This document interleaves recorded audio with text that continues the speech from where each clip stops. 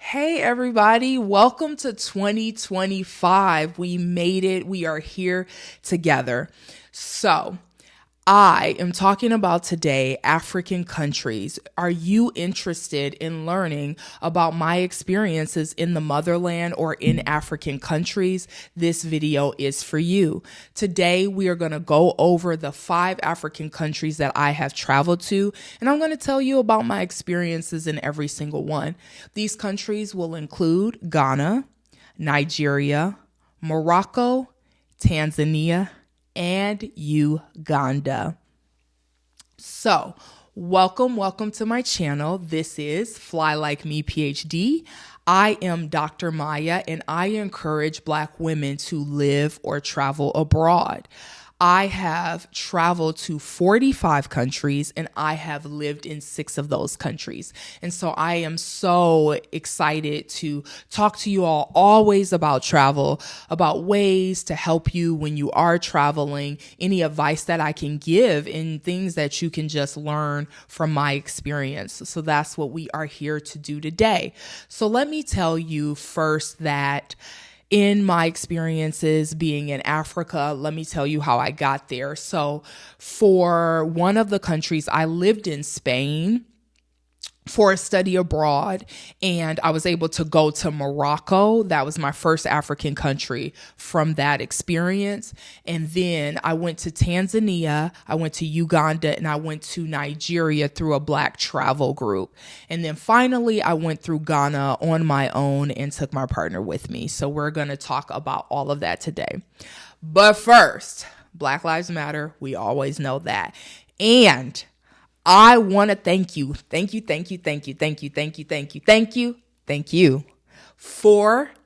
all of the people that have subscribed to my channel. We are at 203 subscribers. You heard it first. 203 subscribers. You all are magnificent. You did what needed to be done. You did the assignment. And I could not be more thankful to all of my subscribers.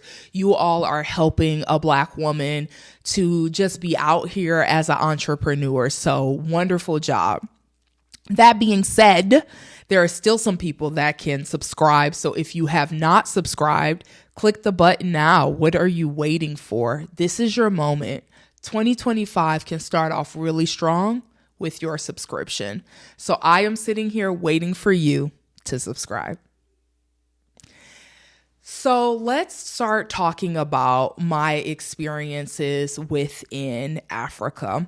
First of all, let's shout out Ghana. Okay, got this shirt from Ghana, got this bracelet from Ghana. Gonna tell you more about that when we get into Ghana as the last country that I talk about. And we're talking about Ghana last because that was the last one that I visited and the most recent one that I visited. Hope to visit, of course, more countries. The first country that we're going to talk about is Morocco. I was in Tangier, pronunciation, so probably pronounced a different way. Tangier, I just try, I don't know. But that is where I was. So when I lived in Spain in undergrad, I was on a study abroad program. You all know I was a Spanish major, so I was getting credits learning Spanish in Spain. And me and one of my girlfriends, one of my friends on the trip, we had decided, why don't we just take a trip to Morocco? So we lived in Seville or Sevilla, Spain. Remember how we are doing pronunciations, English and Spanish. So you have Sevilla, España, or Seville, Spain.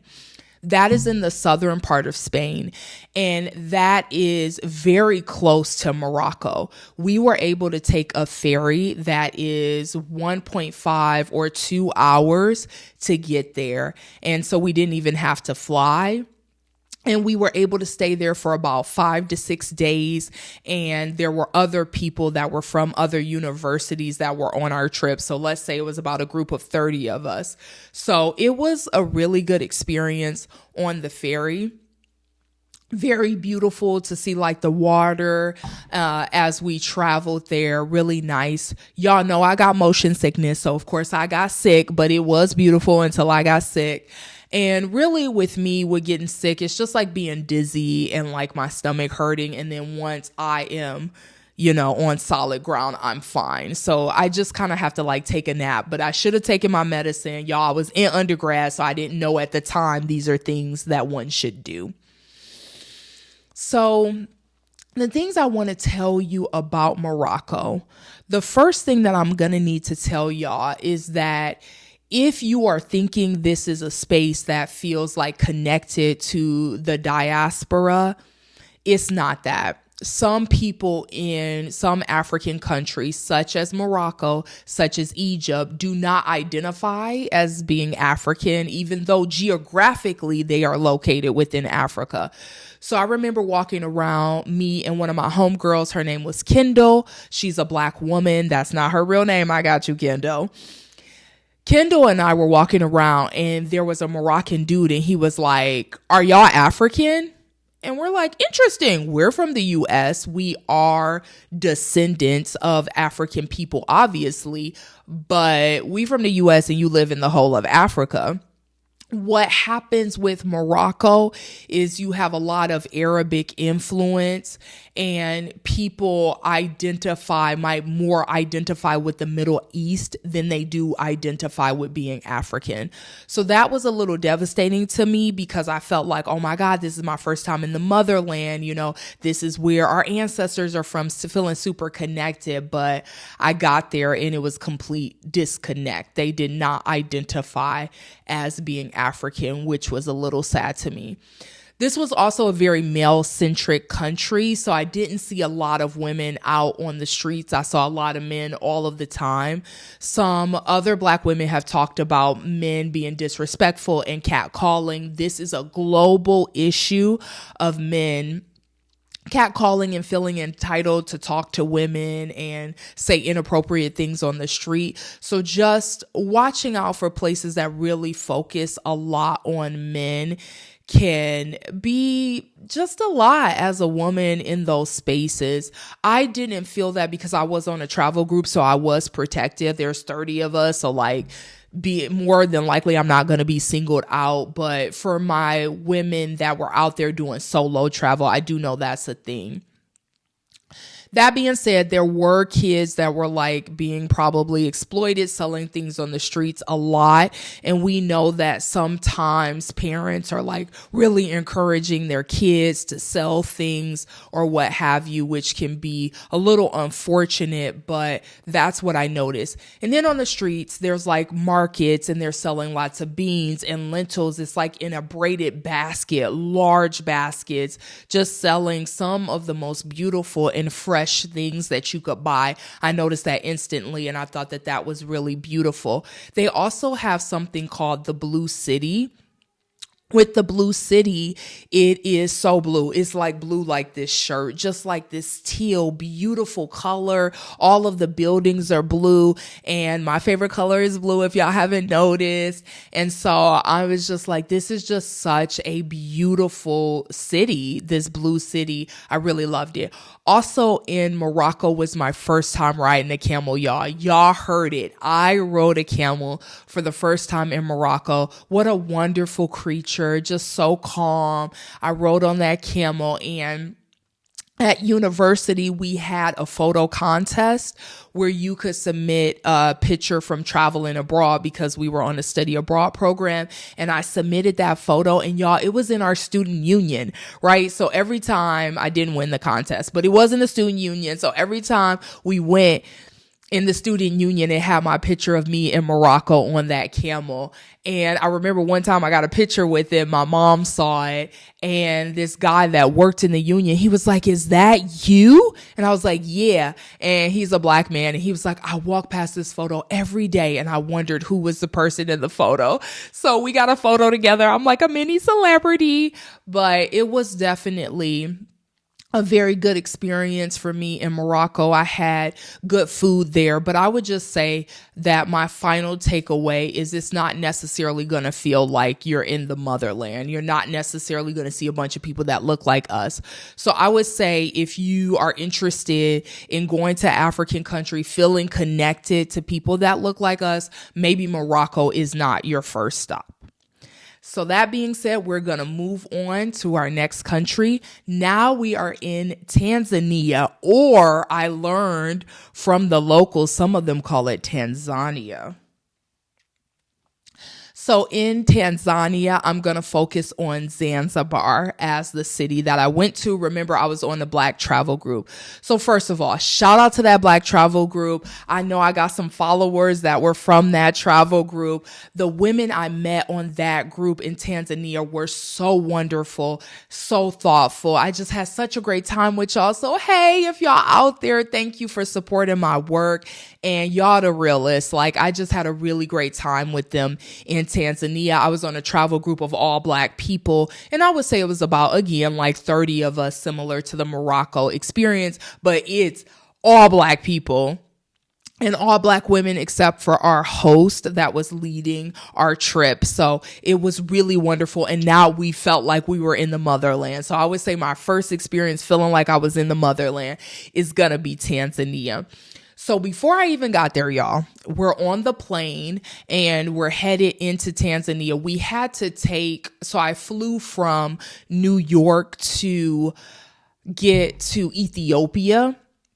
And Ethiopia tends to be the connector to get to other countries. I also flew to Ethiopia before I was in Nigeria. So it's like a lot of places come out of Ethiopia when you're actually in Africa. You might have to take a stop in Ethiopia as one of the large airports to get to another country. So we stopped in Ethiopia and then I flew to Tanzania. Again, like I said, I flew from Ethiopia to Nigeria as well.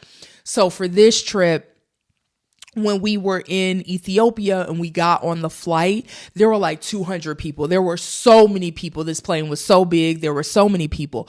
But guess what, y'all? Them people was white. I was like, wait, are we going to Tanzania?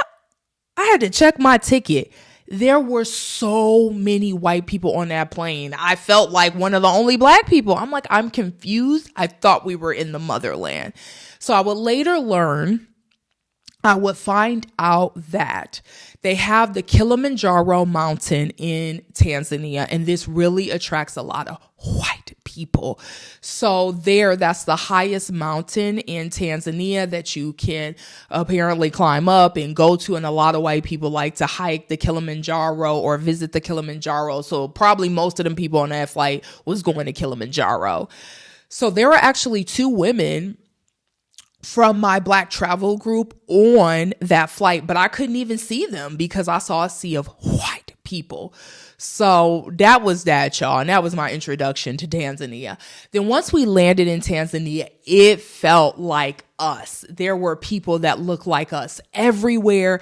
We had someone that picked us up from the airport and took us to our hotel. It was comfortable and safe. I was with the 2 of the women that were on the Black travel group, and we were at our hotel.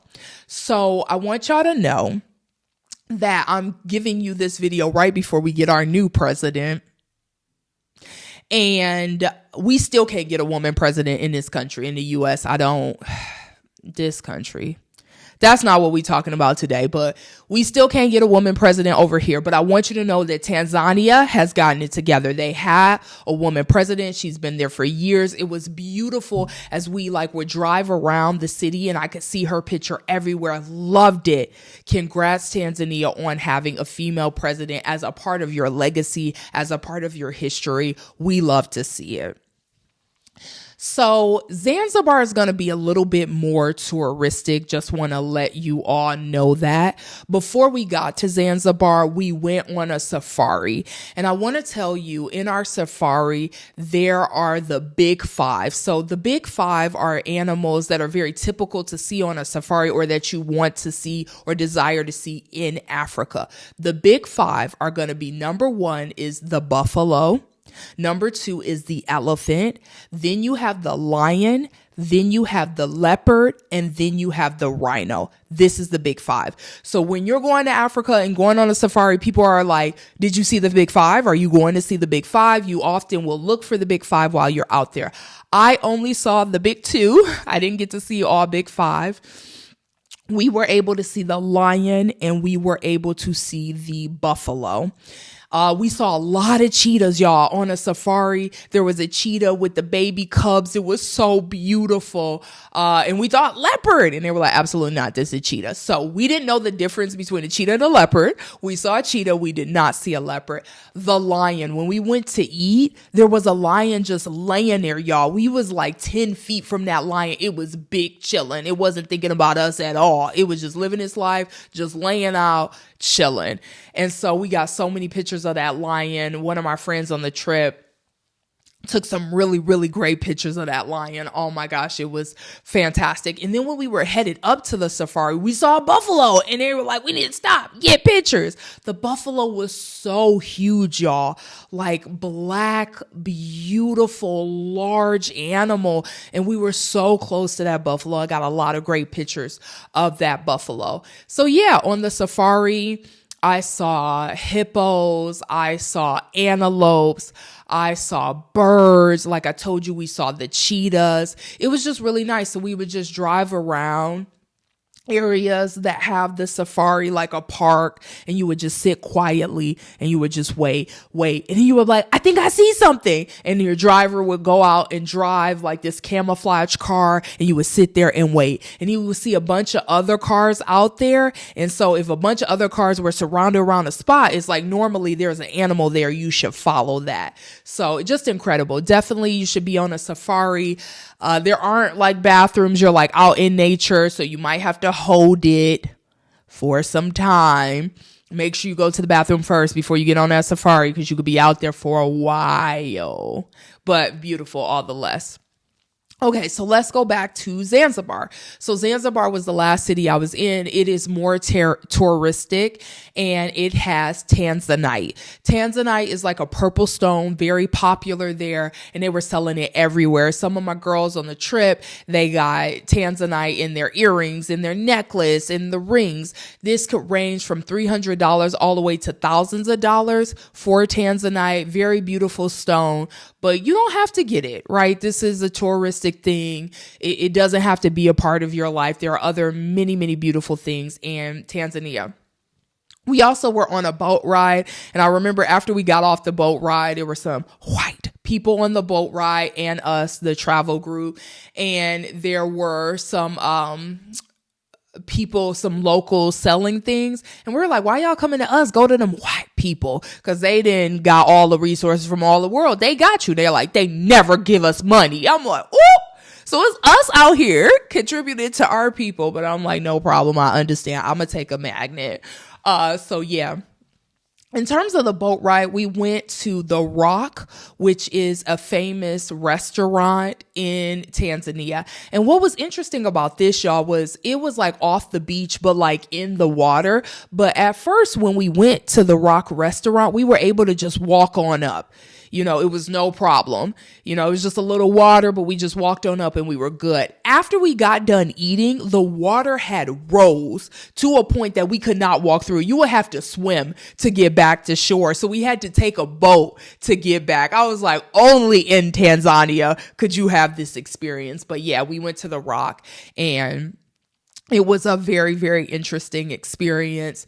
But I had a really great time on that trip in Tanzania and just some really, really wonderful people that I met on that trip, as I mentioned to you.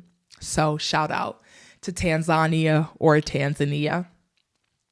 So then we went to Uganda, and there were 30 people on the trip when we were in Tanzania, but then all of those women, most of them left. Some of them went to other countries. They went to Qatar. Some people went to Kenya. Some people went to France. Some people went back home. Some people stayed in Tanzania for longer because we were there for about a week. And then 2 of us went on to go to Uganda with our host. And so when we were in Uganda, or flying to Uganda, it was just so funny because this is what happens when you have a host. Sometimes you're like, it's like your parent. You're like, the host will do everything. I'm just big chilling. So the host had our tickets and stuff to get on our flights. So we take a flight and we're like, we're in Uganda. And then we like get out the airport and we see signs that are like, welcome to Tanzania. So we're like, oh no, we still in Tanzania. So then we take another flight and then we're like, we're in Uganda. And then we looked and we're like, okay, yeah, we're actually in Uganda this time. So we were in Entebbe. That's my best stab, my best try at the pronunciation, but we were there. And it was, a great experience. So going back to, let me just tell you my takeaway from Tanzania. You remember I said for Morocco, like if you're trying to get like a motherland experience, maybe that's not the best first country to go to.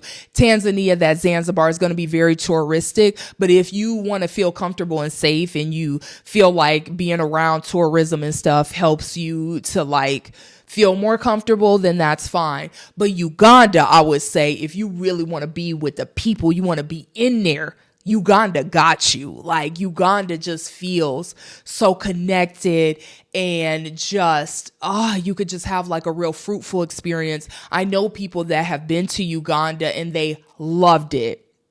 Like Uganda, the people, just so kind, so sweet. I really enjoyed that experience. So we picked up another traveler on this group. There were 4 of us, myself, my friend. We picked up another traveler who also was in the group with us, and she flew in just to go to Uganda with us, and then our host, of course. And so,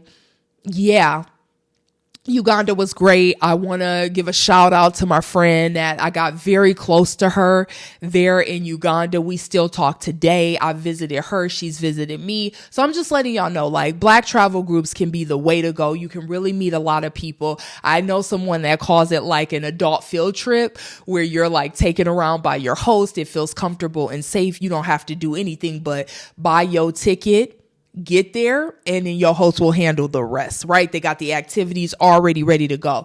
So if you're interested in talking more about Black travel groups, you can contact me on flylikmephd@gmail.com and we can have more conversation. While we're here, if you're having a good time, like this video, you should like it right now. I am giving y'all so much great knowledge about the motherland. Don't you like it? Don't you love it? You can't love it, but you could like it. So that Uganda, great experience. So what we did was we drove for a very long time. At one point we were in Tangier. That's my best try at pronunciation. So sorry for that pronunciation. Anyways, we also drove to a mountain that was very cold, y'all. Like freezing. I don't like cold. I am also anti-snow. I am not interested. I've been cold my whole life. Detroit, Michigan. You already know. I've been cold my whole life. I don't want to be cold no more. It was freezing. They gave us like this pack that had water inside of it, and the water was hot, and we would use that pack to heat our hands or to heat our feet, and when we were in bed sleeping, because it was just so cold on that mountain. But that's where you get to go gorilla trekking, y'all. So we went gorilla trekking. We were out there in the jungle looking for these gorillas, y'all, and we were literally 5 feet from a gorilla. We saw the gorillas. We were very quiet. We were like taking pictures. There were also white people on the tour. We talking about the motherland, y'all, but I am mentioning white people a lot. Anyway. So they were like this close to the gorilla. They was like, hey, gorilla, like full conversation. I'm like this close, like maybe 5 feet. I was like, I don't need to be that close to the gorilla. But the gorilla was with the family. They were climbing up trees. They were eating, all just incredible to see the gorillas, to be so close to them. Gorilla trekking was really, really fun. We could see them in the binoculars. Like we were in there for real. So we got to see the gorillas. Also in Uganda, they have these like containers that are the color of like orange or yellow that people will wear on their shoulders. And they use these to collect water. So sometimes they'll go to the well, they'll get water, and then they will walk back home with that container on their shoulder. So you might commonly see those containers in Uganda. The women were so sweet here. The people were so nice. Like, had some really great conversations, y'all. When y'all out here, talk to the locals. Talk to them about their experiences, what it's like to live in a space. You can just learn so much from the locals. The locals are just a really, really great and sweet people. And so also while we were in Uganda, this is where I did most of my like risk taking, like daredevilness was in Uganda. So y'all, I went bungee jumping. You heard it. I jumped off. That was me. And I am going to share my experience of bungee jumping with you all. So my homegirls on the trip were like, we will cheer you on. We are not bungee jumping. So I said, okay. So I had to walk up a bunch of stairs. I got hooked into a harness. I was talking to the guy that was going to help me with bungee jumping. So I'm not the type that you just going to bungee jump and like, there's nothing there but a bunch of rocks. And, you know, we don't know how that ends. There was a lot of water down below me where I bungee jumped. So I jumped into water from my bungee jumping, and the water was very deep to the fact like I would never be able to touch the bottom. So I'm just saying, like, I know maybe bungee jumping is not the safest, but it felt safer knowing I was going to jump into a bunch of water and, you know, not like hit a rock. So when I get up to the ledge, I'm ready. So he like explained, he's like, listen, I'm going to throw you. You're going to put your hands together and you're going to go down. I'm like, cool. So he like, I'm going to count you down. I'm going to count 5, 4, 3, 2, 1, and then I'm going to throw you. And I was super nervous. I was like, oh my God, I'm so nervous. I don't know what to do. I can't believe I did this. I was like debating, should I not? Should I do it? So he like, ready, let's do it. 5. I'm like, no. 4. I'm like, I can't believe I'm doing this. 3. That man threw me on 3 and he filed for that. If you watching this video, you filed for throwing me on 3. So he threw me on 3 and I was like, like I was yelling because I'm like, bro, I thought you said you were going to throw me on 1. So confused. So later when I talked to him, he was like, you were so nervous that I think that if you got down to 1, you would have like regretted it and walked away and not do it. So I just had to throw you at 3 because you were too nervous for me to wait for 1. I was like, no, he purposely threw me on 3. So I'm like, wait. And before he threw me, we talked about the water. He was like, do you want me to dunk you in the water or do you just want your head to touch the water? I was like, just want my head to touch it.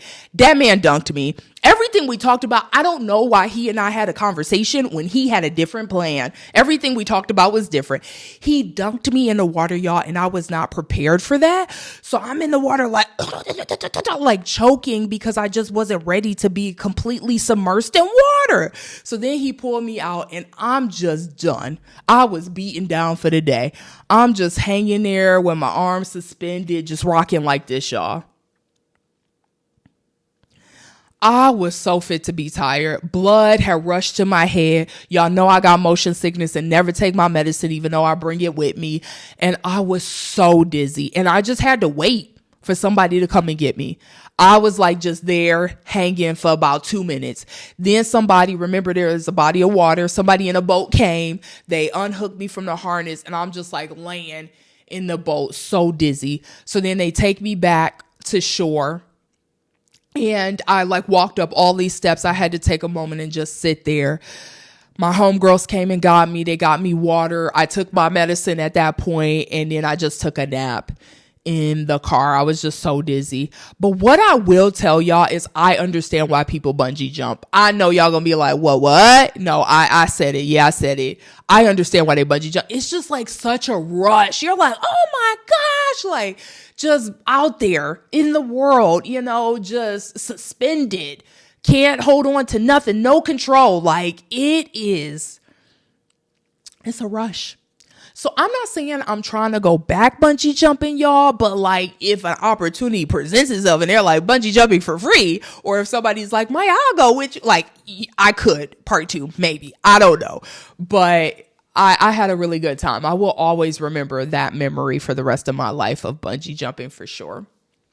After that, we went to ATV together and we rode around like a city. We saw a bunch of kids. They were so cute. They were like waving at us while we were driving around. We had candy. We threw to the kids and stuff. And then we went and we saw a beautiful body of water after that. We were talking to our host. His name was Michael. And we were like, Michael, why do so many people in Uganda have English names? And he was like, actually in Uganda, we have an English name and a Ugandan name. So I was like, bet. So I think to us English speakers, they give us their English names and maybe amongst themselves, they use their Ugandan names.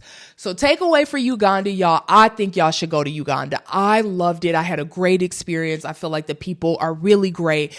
And it's just like, very cultural. It is a really good vibe in Uganda, and I would highly, highly, highly recommend that y'all check out Uganda. So next, we are moving to, what country are we going to? We are going to Nigeria. Lagos or Lagos, depending on how people pronounce it. So maybe about 10 months after my Tanzania and Uganda trip, then that's when I went to Nigeria. And again, I went on that same Black travel group, and there were about maybe 10 of us on this trip to Nigeria. Also to my women, hey there, all my girls that were on that trip, y'all the bomb. Thank you for subscribing. And I had such a good time with y'all. Oh my God. Again, if you are loving this video, like it right now, because I'm just liking talking to this about this with you all. So with Nigeria, oh gosh, Nigeria. So one thing I do want to say about Nigeria is sometimes Nigerians can be a little deceitful when it comes to money. We got a visa on arrival, which means that we did not apply for our visa process before we got it. We just got all our documents together and then we flew into Nigeria. And then in the airport, we sat in the office and then they created our visa right then and there on the spot, visa on arrival. So after that, there was this Nigerian woman and she was in like an authority outfit, like a security guard. And she was helping us out or whatever. And she's like, you know, let me help you. Let me take you over here. Cause we had to like get the documents, the visa approved, like get it signed, whatever. And then she was like, let me show you how to get out of the airport. Cause it was a bunch of people. And I'm like, wow, she's just so nice and so helpful, you know, whatever. And then after we go ahead and leave the airport, she was like, can I have an early Easter? And we're like, what are you talking about? She was like, money. Can you give me money? And so that was a thing we realized in Nigeria is sometimes you think people are being helpful and maybe they are being helpful, but they also have another motive that they might want money from you. So just understanding the context of African countries and how they've been exploited so much by having obviously Black people there. People have colonized these countries. This might be a reason that people don't have a lot of resources such as money and may lead them to be deceitful in trying to find ways to get money. So that might be a thing that you need to watch out for in Nigeria, but this is not to say don't go to Nigeria. And this is not to say that all Nigerians are like that. So we got deceitful too. We were like, okay, girl, yeah. And when she turned her head, we ran and jumped into our taxi because our taxi driver had like drove up at that point. So then we go to our hotel, y'all, and it's like a party. We get in there. There's like live music. People are having a great time. And what y'all need to know about Nigerians is they dress down, like outfits were outfitting. They look so beautiful. We're like, is this a wedding? And they were like, no, they just went to church. I'm like, dang, we thought we had style for church. Nigerians got us beat. But diasporically, Black people really like style. And I'm like, maybe we got some of that from the Nigerians because they can dress, baby. Okay. When you see they outfits, all right, the outfits are outfitting.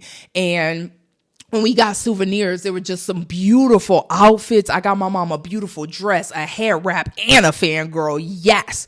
Some people got some beautiful statues for their home, like just really beautiful in terms of souvenirs. So they also have this person that is related to music in Nigeria. His name is Fela, last name Kuti. Fela Kuti. That's the best pronunciation I can do. You know, I'm just out here pronouncing things, help a sister out. So he was very significant to music, and he was a political activist and also worked for like liberation of Black people and worked with people in the US. So we went to his museum and learned a lot about him. If you're interested in music, definitely check his music out. Fela. Check out his music in Nigeria. Definitely very significant.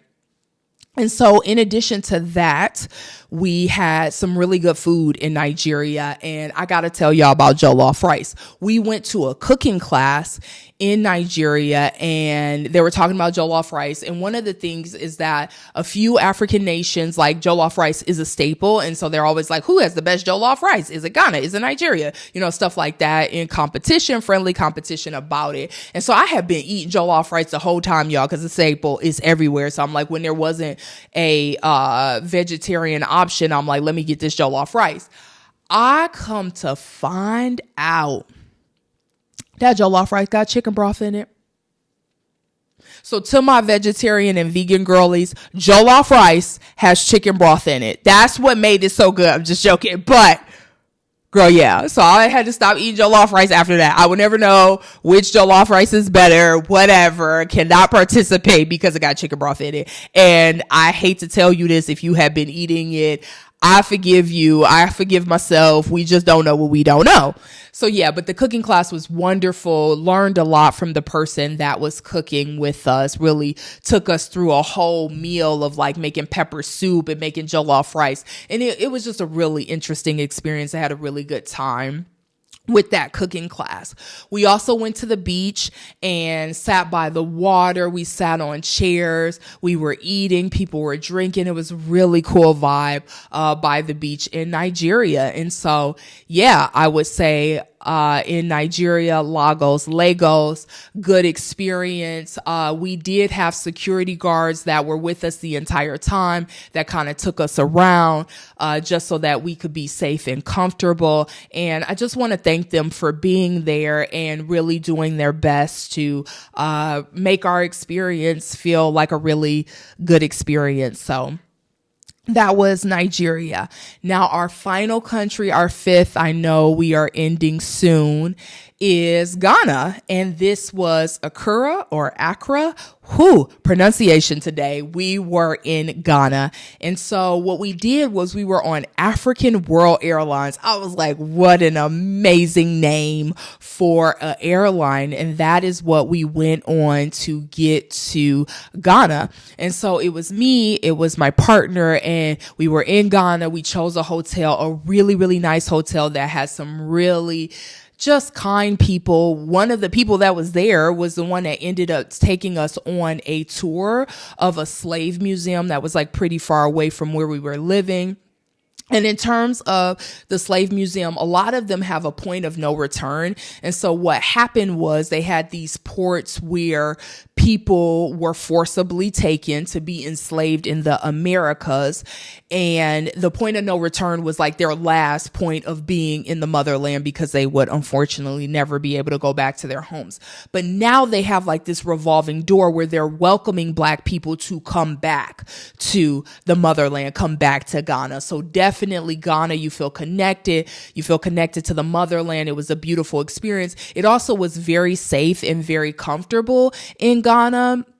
And I really enjoyed that about Ghana because it just felt like a regular day. We almost were like, we could just blend in if we changed our shoes. So the reason we say shoes is because a lot of people were wearing like flip-flops, sandals, you know, it was big chilling. And we like had like Nikes and this, like being super stylish. But we was like, girl, we just changed our shoes. We could just blend on in right here, get some sandals. We also were able to buy like mangoes or mangos off the street. So good. Mangoes in Ghana, y'all, eat them. Very, very, very good. Very rich, juicy. I just get hungry just thinking about it. But some really great fruits in Ghana. And we also went to the W.E.B. Du Bois Museum. So fun fact, y'all, this is a prolific leader to Black culture. We are almost, MLK Day is tomorrow, and we are almost in Black History Month. W.E.B. Du Bois is a main signature person to Black culture. And y'all, he did not die in the U.S. He was exiled from the U.S. So in Ghana, the president at the time invited W.E.B. Du Bois to be there so that they could work on liberation for Black people and activism. And W.E.B. Du Bois was actually banned from the U.S. because he was too political. And he and his wife end up dying outside of the U.S. And so his tombstone is actually in Ghana. And we saw the tombstone. We visited his museum, and it was just a very historic and cultural experience for us. Finally, we saw the Black Star, and it's a statue that symbolizes the independence, like Ghana fighting for its independence. This is a major place if you're in Ghana that you want to check out and see. So those are my 5 countries that I have been to. We talked about Morocco. We talked about Nigeria. We talked about Ghana. We talked about Tanzania, and we talked about Uganda. So I had a really great time telling you all about those countries, and y'all know what we got to do, what we're going to do at the end. Let me give you an extra little gift real quick, since Ghana was my last country. Beautiful clothing from Ghana. Like, this shirt is from Ghana, this bracelet is from Ghana, and this shirt is also from Ghana. Look at how beautiful this is. Like, Ghana just has some really beautiful clothes and bracelets, and just like the jewelry is just so fantastic. So if you go to Ghana, definitely want to check out them souvenirs. Like, this stuff also, they be having paintings that have a bunch of Black people in them. Like, they're very connective to the Black experience, and they feel connected to us as Black people. So you love to see it. Highly recommend that y'all check out Ghana. I think they also have something like called, it used to be called Afrochella, but they've changed the name of it since then. But it's this African festival that they have, lots of performances. It's a great time. I know friends that went to that as well. So y'all got to check it out. Like, Ghana, we got to check it out. We got to see what's going on there. So now, y'all, I'm going to need y'all to be in my comments. The question we are answering today is, what African country have you been to? What was your experience like in that African country? Or if you have not been to Africa, what country would you like to go to and why? I will also like to visit a few more African countries in the future. We're at the end, but I can't leave y'all without telling you what the next video is. I know y'all love talking about Medellin, Colombia, and I love telling you about it. So we're going to be talking about Colombia in specific neighborhoods and Medellin or Medallo, and me telling you about the pros and cons of those different neighborhoods. So happy to see you all. I had a wonderful time talking to you all today. Again, Happy New Year, my first video of the year. So happy that we were able to spend this time together, and I will see you next time. Bye.